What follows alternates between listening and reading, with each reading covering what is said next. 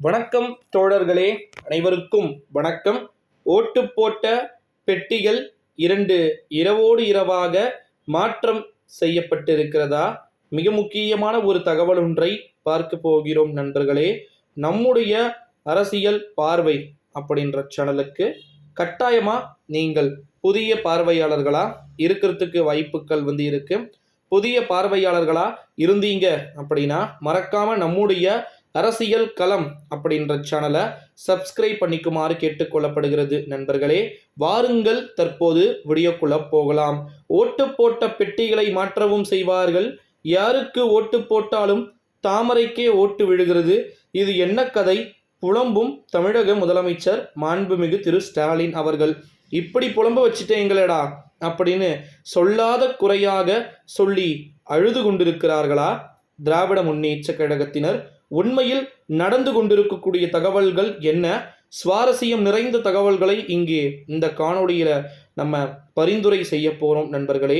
குறிப்பா நம்முடைய தமிழகத்தை பொறுத்த வரைக்கும் முதலமைச்சர் மாண்புமிகு திரு ஸ்டாலின் அவர்கள் இந்த முறை ஒரு பிரம்மாண்ட ஒரு வெற்றியை பெறுவது என்பது உறுதியாகிவிட்டது.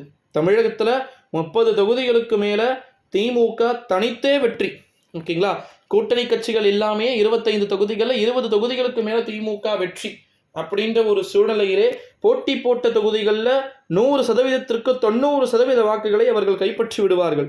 பிஜேபியின் ஊடகங்களா இருக்கக்கூடிய தினமலர் போன்ற ஊடகங்கள் எல்லாம் கூட தமிழகத்தில் நிச்சயம் மீண்டும் திராவிட முன்னேற்ற கழகத்தின் தலைமையிலான அரசாங்கத்தின் ஆட்சியை மக்கள் போற்றக்கூடிய வகையில் மெஜாரிட்டி இதுதானுங்க. 30 தொகுதியில் ஜெயிச்சாலும் கூட நான் இப்போ சொல்கிறேன் பாருங்க, டெஃபினெட்லி 30 தொகுதிகளில் திமுக ஜெயிச்சாலும் கூட அடுத்த முறை திமுக ஆட்சிக்கு வந்துவிடும் என்பது அனைவருக்குமே தெரிந்த கதை, தெரிந்த விஷயம்தான்.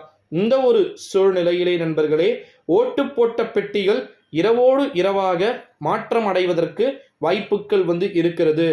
திருட்டுத்தனமான திருட்டு திமுக, திருட்டு திமுக, திருட்டு பாஜக, திருட்டு பாஜக, திருட்டு அதிமுக, திருட்டு அதிமுக அப்படின்னு சொல்லிட்டு நாம் தமிழர் கட்சி அனைவரையும் பார்த்தீங்கன்னா துவம்சம் செய்து கொண்டிருக்கக்கூடிய ஒரு வேளையிலே இவிஎம் மிஷினை நிச்சயமாக ஹேக்கிங் பண்ண முடியும் அப்படின்னு சொல்லிட்டு இருக்கிறத நம்மளால் பார்க்கவும் முடிகிறது நண்பர்களே. ஸோ அதனால் கம்பல்சரி நம்ம வெயிட் பண்ணி தான் பார்க்கணும்.